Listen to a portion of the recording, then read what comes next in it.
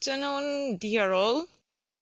My name is Maria Mamelkina, and I'm a researcher from LUT University, La Peranta campus, and today I'm going to talk to you about the electrochemical treatment of mining waters. And basically, I will show some challenges and as well as the opportunities.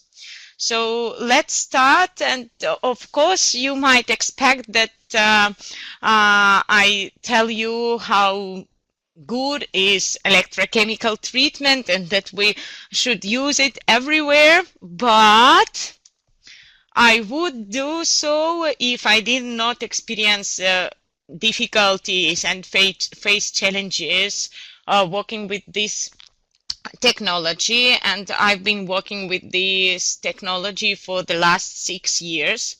So mainly what I'm going to do now, I will share with you the experience I gained, I will show you the opportunities, and I will tell more about the challenges.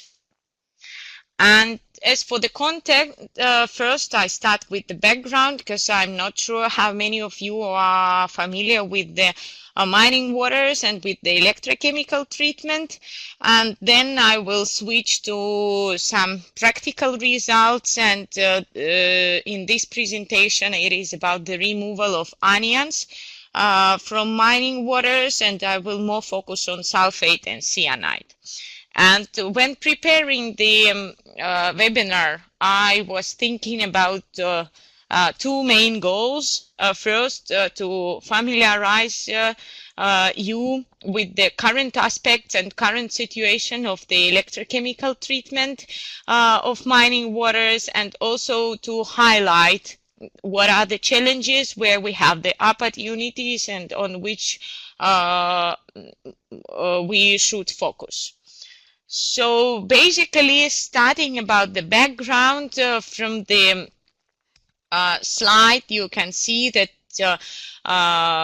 in the mine, water is used for mineral extraction and mineral manufacture, and mostly, of course, for metal mines. And more water, as you may see, is used for mineral manufacture. But this is just a slide to make an overview what we are now going to talk about.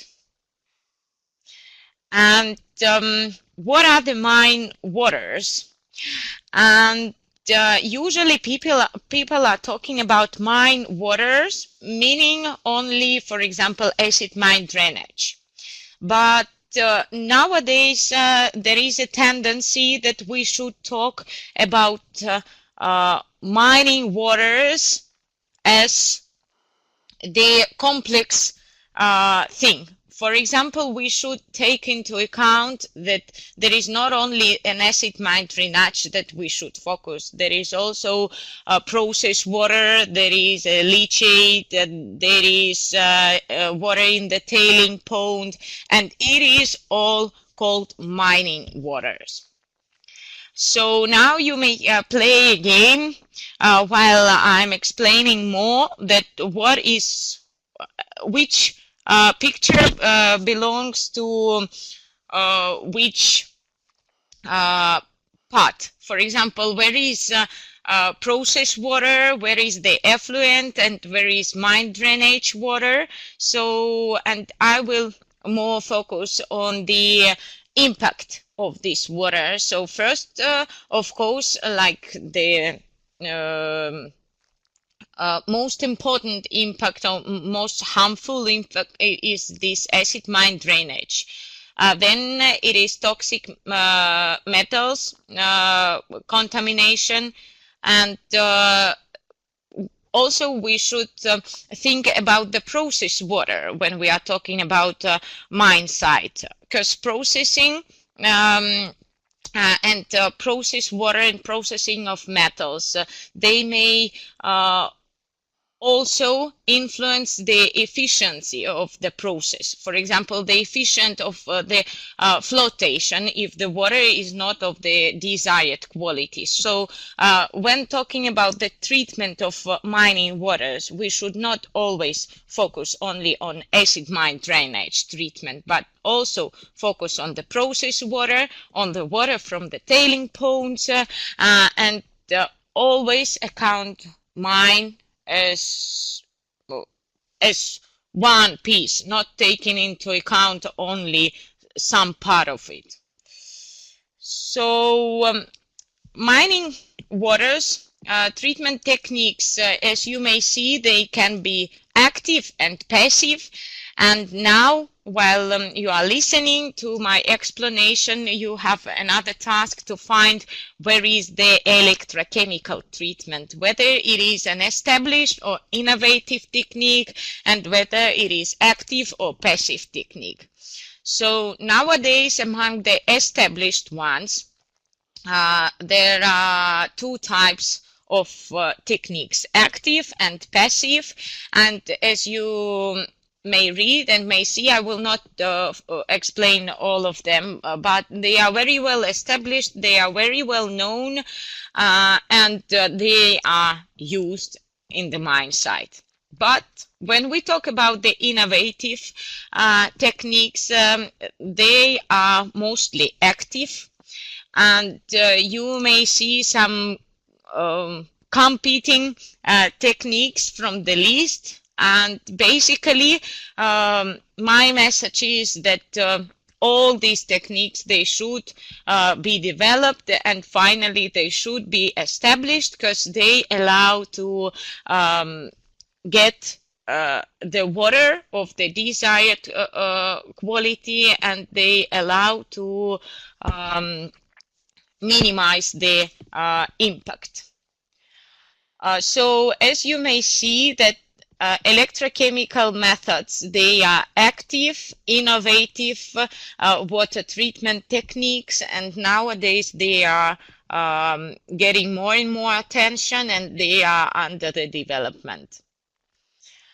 So if we talk about the electrochemical treatment and the parameters that are affecting the process, from most of the books, articles, you may read that it is, of course, current density, that it is the reactor design, operating time, presence, or the conductivity, or then pH, initial pH, presence of several contaminants, the interaction of these contaminants, and you will read it everywhere. But if we come to the real life, we find that the real process affecting parameters mainly are conductivity, because some water is really with the very low conductivity, and that is why it is impossible to apply this electrochemical treatment. Then another limitation is access to electricity. So there should be always an access, because you use the electricity or you use energy to produce the coagulant. This third process affecting parameter is pumping or the flow rate, because sometimes to operate the continuous electrochemical treatment, you should have really very low flow rates, meaning that you should have suitable pumping for that. And of course, the solid content. If the solid content is high, then during the electrochemical treatment, the surface of electrodes will be passivated or will be simply dirty because of these solids that precipitate on the surface of the electrodes. And of course, this solid content may also lower the conductivity. So basically, those are these real process affecting parameters. And firstly, thinking about the application of electrochemical methods, we should take these parameters into account.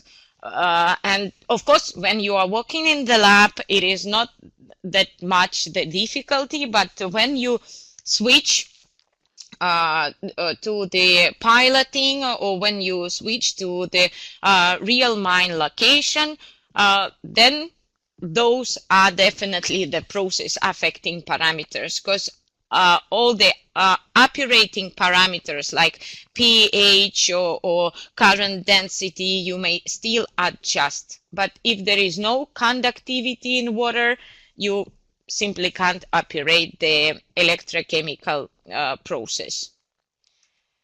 And among the studies compounds, those, for me, those are mainly anions, and here I will focus on sulphate and cyanide removal, but of course we have performed more studies on nitrate removal, on phosphate removal, but this presentation about sulphate and cyanide.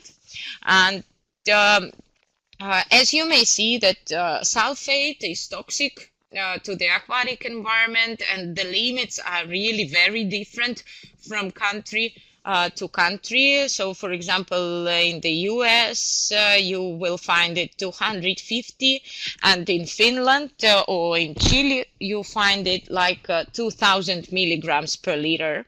And but what is for sure that now sulphate is in the limits, and now all mining companies, they should take care of sulphate concentrations.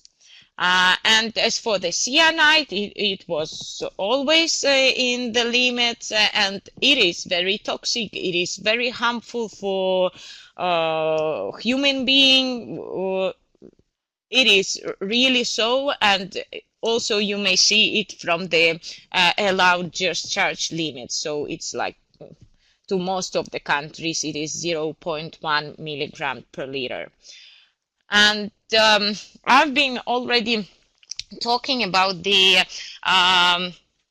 process affecting parameters, but I didn't mention or explain you anything about the methods that are usually used, and I will in this presentation focus mainly on electrocoagulation. So as you may see, that the first patent was registered over 100 years ago, and the first application for water treatment was established in 1946, so basically like 70 years ago, but we are still developing this method, so it seems that it is not that easy. And as from the picture from the right corner, you may see that there is anode and cathode and some source of power. And what is basically happening is that the electric current is applied to destabilize the contaminants in the solution, or in our water, in our case in the mining water. And then the anode material is usually aluminum or iron, and once released, they are acting as destabilizing agents. And you may see that there is a sludge on the bottom of the reactor, and basically, yes, electrocoagulation is the process where sludge is formed, and we will talk a bit more about it when I present you the results of the research. And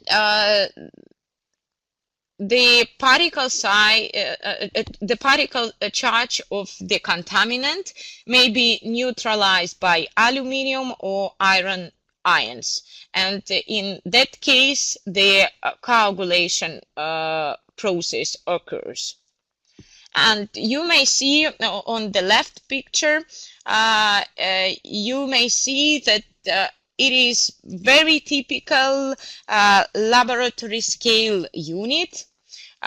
When we have the power supply, when we place the electrodes inside the reactor, and then we just pump the treated or studied solution.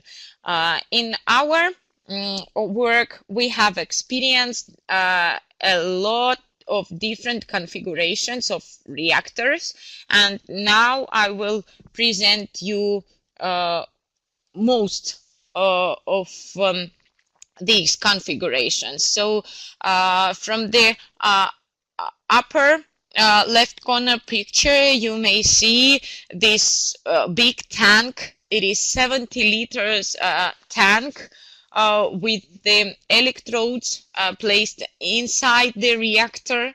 On the biggest picture, you may see that there are 3 tanks standing next to each other, and next to the reactors there is this square like filter press, you may think, but basically inside this square part there are electrodes, and they are placed there, and so that the solution is pumped through the electrodes, and electrodes, they are not in the real contact, they are in contact with water, but only for a very short period of time. And from the bottom pictures, you may see this very, very typical laboratory setup for electrochemical treatment. In our case today, I'm speaking about electrocoagulation, and you may see the arranged electrodes, also the setup with 1 liter reactor, and also in our research we have performed solid liquid separation studies on electrocoagulation sludge, and you may see a part of the laboratory Nucce filter that we used for pressure filtration of the slurry. And now a bit more about the results, and as I told you, here I will focus more on sulphate removal and cyanide removal. And here from this table you may see that the experiments were conducted with 1 liter and with 70 liters of treated water, and with different electrodes, with aluminum electrode and with iron electrodes. And once you see the results, it was an attempt to scale up the equipment, and you may see that first 3 columns, they are related to the results achieved or obtained with 1 liter reactor, and the last column, it corresponds to 70 liter reactor. And as you may see that the highest, for example, removal with the for sulphate was around 50%, but when we switched from 1 liter to 70 liter reactor, it appeared to be only 30%. And with iron electrodes, the highest was around 30, and then when we switched to 70 liter reactor, we ended up with 10 only. So Basically, what I wanted to show by this table is that unfortunately, it is not that easy to scale up the process, and it is one of the challenges that we should focus on. So we should choose the right scale up parameter. In that case, it was current density, but I think that it is also important not only to scale the current density, but also to scale the areas, the electrodes area. And basically, this is the illustration of possible scale up of the equipment. And could we also agree so that first I forgot to mention that, but that first I give the rest of the presentation, and then you ask questions, and you are very welcome with the questions. So now I will just continue explaining, and hopefully you have questions later on. And when we talk at the previous slide, it was the situation with the anions removal, and now we switch to cations removal. And you may see that if we talk about the scale up, then the performance of these units is more or less similar, and we can achieve the same results for cations removal. So basically it means that when scale up is not working for some contaminants, it works for another. And of course we were monitoring most of the contaminants like anions, cations, and also the turbidity, the suspended solids. So it was all monitored, and we found that for one particular contaminant, the scale up is not working, but for others contaminants, as you may see for these cation removals, it is working. And it is the opportunity for us. The anion removal is the challenge, and the cation removal is the opportunity then. Again, about the anions and cations removal, two previous slides, they were focused on batch electrochemical treatment, and now we are talking about the comparison of chemical coagulation, batch electrochemical treatment, and continuous electrocoagulation. And what you can see from this slide, that we took sulphate and nitrate as anions to be monitored, and then we were focused on ammonia, copper, nickel, and zinc as cations. And you may see the performance of chemical coagulation, batch electrocoagulation, and continuous electrocoagulation. And you may easily compare these results and see that, for example, for sulphate concentration, chemical coagulation has the highest performance. But when we compare the modes of operation of electrocoagulation, batch or continuous, we can easily see that in that case, continuous operation favors the removal of sulphate. But again, if the technique does not work for one contaminant, it does not mean that it doesn't work for other contaminants. And you may see that, for example, batch operation is performing very well for the removal of other contaminants rather than sulphate. But to compare with the chemical coagulation, then we see that, for example, for nitrate, with chemical coagulation, we achieved only 10% removal, and with the electrocoagulation, no matter the mode was, we achieved around 100% removal. But for sulphate, it is vice versa, and it simply means that during chemical coagulation, we can find the concentration of the coagulant needed, and in that case it was high. So that is why we simply couldn't achieve that high concentrations of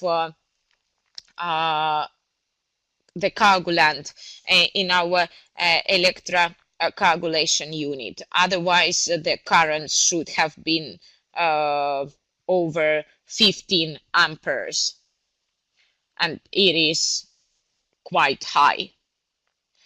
And if we compare all the techniques that were used to remove sulphate and other contaminants in this case, so for example, for chemical coagulation, among the drawbacks are adding chemicals, and once sulphate is removed, then chlorine anions are released to the solution. When we talk about batch electrocoagulation or electrochemical treatment, we may conclude that pH is very rapidly changing to alkaline. No matter you start from pH 2 for acidic mine drainage, or you start from pH 6, it will in some minutes changes to alkaline. And also in batch operation,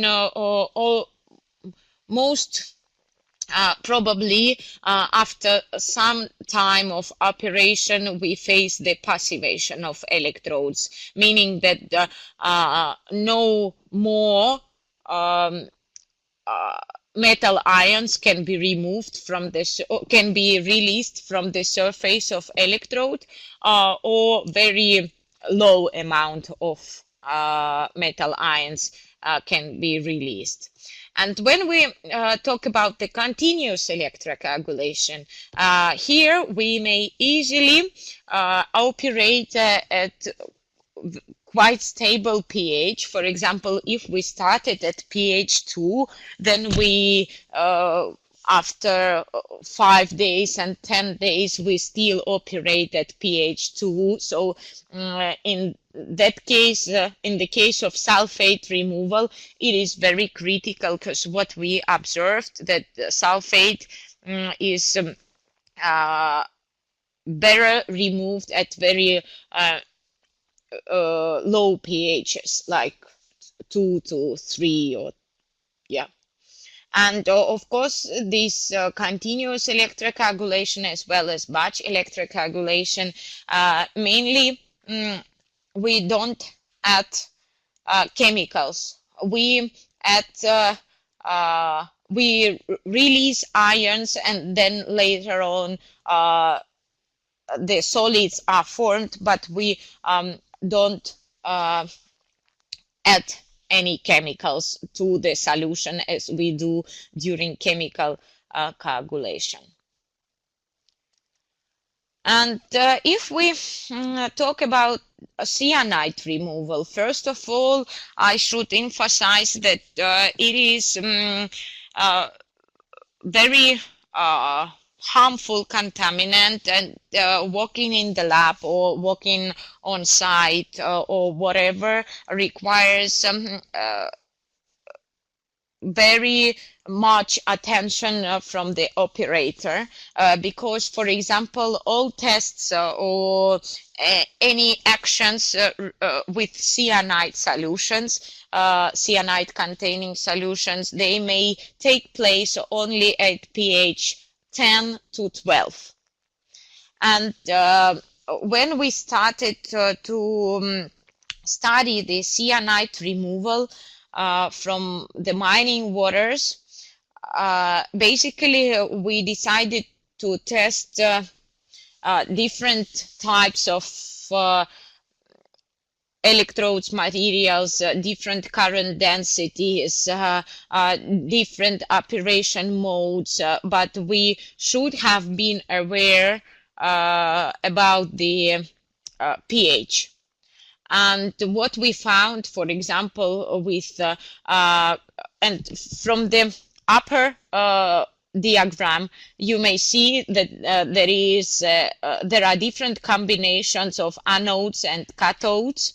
And first abbreviation refers to the anode, and the second abbreviation to the cathode material. And you may see that, for example, when we used carbon anodes, the removal is registered to be very high, but the problem was that, for example, with these carbon cathodes, the pH of the solution decreased to 6 or 7, so we had to stop the experiments and we had to stop the tests, even though nowadays these carbon electrodes, they are getting more and more attention to be used because they are cheap, and they basically may act as diamond electrodes.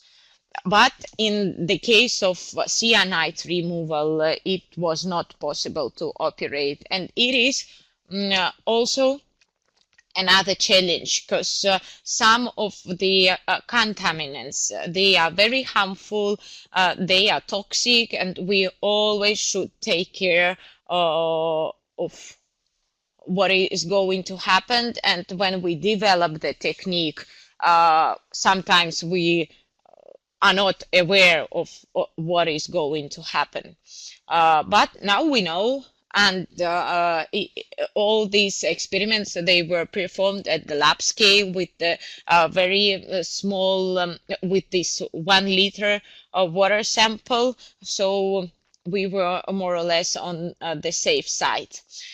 But also you may see for this cyanide removal, we have tested DSA anode and also diamond anode, and you may see the currents that we applied and the time the samples were treated. And as you may see that it is possible to achieve the removal of cyanide within first 30 minutes of operation, and no other harmful contaminants are produced. And now I would like, as we've already talked about sulphate removal, we've already talked about cyanide removal, and I want to give a summary of possible removal mechanisms. And for example, for sulphate, based on the studies we performed, it is particle size neutralization, enmeshment, and precipitation. For cyanide, no matter if the solids were formed or if we used for example, diamond anodes and no solids were formed, because it is electrolysis or electrooxidation. So we now can conclude that cyanide is removed by the oxidation. So there is no adsorption or any other mechanisms involved, but mainly the oxidation. Nitrate and metals, actually, they are better studied than sulphate and cyanide, and I may tell that the main removal mechanism for nitrate and metals is adsorption. But what I also wanted to mention here that to scale up the equipment, or to scale or to switch from the piloting to industrial scale, we really should focus on the mechanism removal. Because when I just started my studies or my research in this field, I was that optimistic that in some years I would end up with the water treatment plant, and it would operate at different mine sites. But then I started the research. I started this very practical daily duties in the laboratory, and what I found that there are a lot of articles, there are a lot of results reported, but very rare they are explained, and very rare they are explained in a way that you can really use these results. So basically, from that optimistic goal that I would have a water treatment plant, I still believe I will have, but from this very optimistic goal, I switched to studying all the mechanisms, because I understood that it is impossible to scale up the equipment, or to think on what is going to happen at the industrial scale if you really don't know anything about the chemistry of the process, or if you don't know anything about the mechanisms that are involved in this process. So basically, as I've already told, these opportunities, they are always facing us, and one opportunity nowadays is the scale up of the equipment, but scale it in a very wise way, so that we know what is really happening. We don't switch from one equipment to a bigger equipment with not knowing the real process. And that is one, I think that it is one of the main messages of this webinar, that we have challenges, we have opportunities, but we also have the will to face the challenges and to use the opportunities, and to do it as wise as possible. And in case of electrochemical treatment, first we should learn about the mechanisms and about the processes involved, and then secondly we should learn about the scale up parameters, like what should we scale up? Is it the current density? Is it the electrode area? Is it the flow rate, or what it is? And another part of the research, and also another challenge and another opportunity, is the solid liquid separation of the electrocoagulation sludge formed. Basically, what we have faced during the studies, or during even the industrial or pilot probations, it was that the sludge formed during the electrocoagulation is really very hard to be dewatered. So what you can see, that even after the pressure filtration, and even though the cakes formed are quite solid, still the moisture content is very high.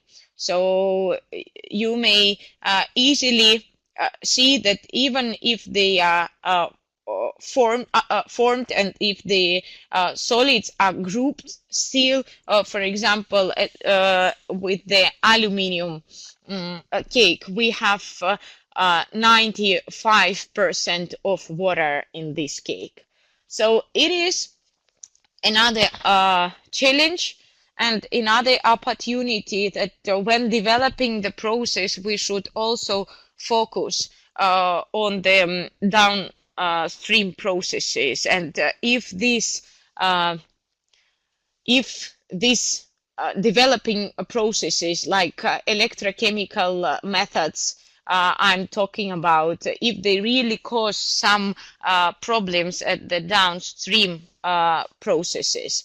And it seems that currently it is another message and another challenge on which we should focus. And we should find suitable operations to dewater the sludge formed during the electrocoagulation treatment. And I'm about to finish, and I would like to conclude with the outcomes. I was thinking first to list and repeat the main messages of the webinar, but I hope that you got the messages and you have seen the challenges and opportunities, and that is why I think that you definitely have your own outcomes and conclusions based on the results, and maybe you even have some will to act. I will be very happy about that, and once you have it, you are very welcome to contact me and to share and discuss the ideas. And all the details, I just, using this webinar, I just gave you an overview what has been done in this field and what can be done, but the relevant information and more detailed explanations you may always find from the references. And of course, if you have any questions, you are always welcome with them. And I would like to acknowledge also the projects that supported this research. It was water conscious mining or VASUS project. It is EVT Syncor, electrochemical water treatment for cyanide and nitrogen compounds removal. And also I would like to acknowledge the partners I was working with, my research partners, University of Castilla-La Mancha. And basically, there is another project funded by EIT Raw Materials, Break It, and this webinar is a part of this Break It project. I would like you to follow the updates and to be active. And thank you very much for your attention. And now you are very welcome with all the questions.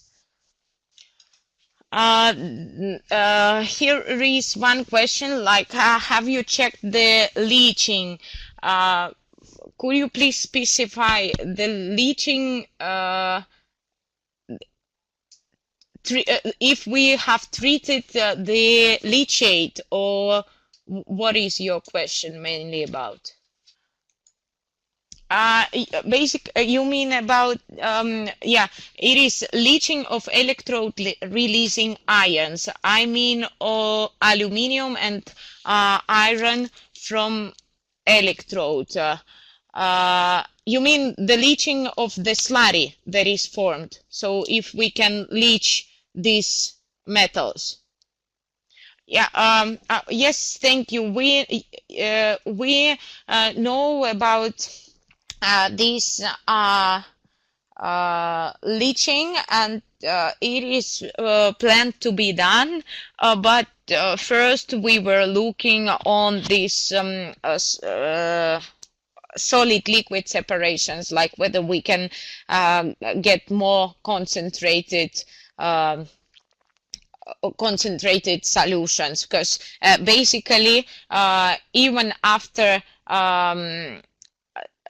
settling, the density of the solution with all iron or aluminum species is around 1000, so meaning that we are dealing with water, and that is why first we decided to focus on this solid liquid separation, and then on leaching. It is what we are going to study as well. Here is another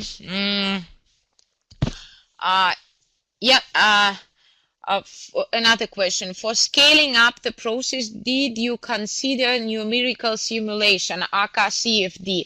CFD we have never tried, but also you may find some articles from the Spanish partners from University of Castilla-La Mancha, when they were modeling and scaling the process. So it was not CFD, but yes, some studies and some work have been done regarding this. So yes, we tried. Any other questions? Here is one more question. One more question. Have you seen scum in your experiments? I mean the sludge rising on top, because I worked with EC before. Yes, of course, we have seen scum. And basically it is another process or that is involved in this electrochemical treatment. It is electroflotation, and yes, we have experienced, and yes, we have experienced that sometimes scum remains, and sometimes with time also this scum disappear, and the solids that were in the scum, they start to precipitate.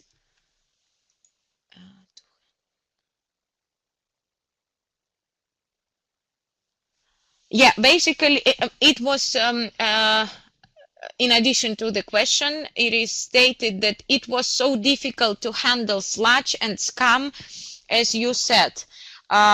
Yes, and we found that it is also time-related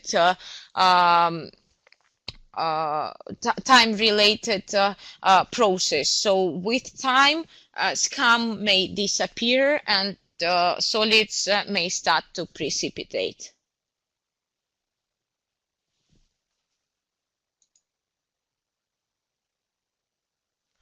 Which electrode material you suggest for nitrate removal? If we are talking about electrocoagulation, then I would suggest that it is aluminum, but even better performance in a shorter period of treatment time we have achieved with iron anode and aluminium cathode. But then do remember about the sludge that is formed afterwards, and that cathode dissolves, aluminium cathode dissolves to the process water. And so, yes, think about that as well. It is another challenge, like what to do with the sludge that contains iron and aluminium. Hopefully I answered. I also, I'm not sure about the correct answer. I only share the experience that I have. But of course, electrocoagulation is not the only electrochemical method, and that is why maybe for the removal of nitrate you may focus on electrolysis or using diamond electrode anode or DSA anode. So electrocoagulation is not the only one option. Yeah, so if there are any other questions, if not, I would suggest that if you are interested on what I've been talking, please check the references, and you are very welcome with the further discussion. And more articles and more references are coming in the near future. So keep on following, and good luck with your research if you do so, and good luck with your findings if you try to find something, and good luck with your work.